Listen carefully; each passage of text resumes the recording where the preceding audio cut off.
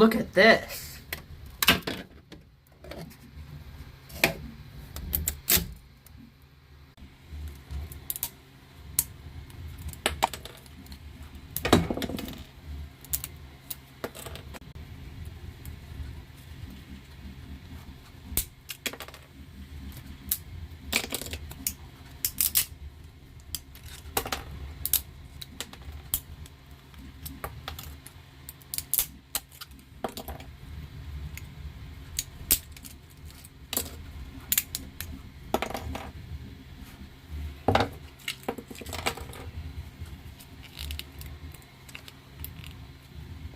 This is a great pencil holder.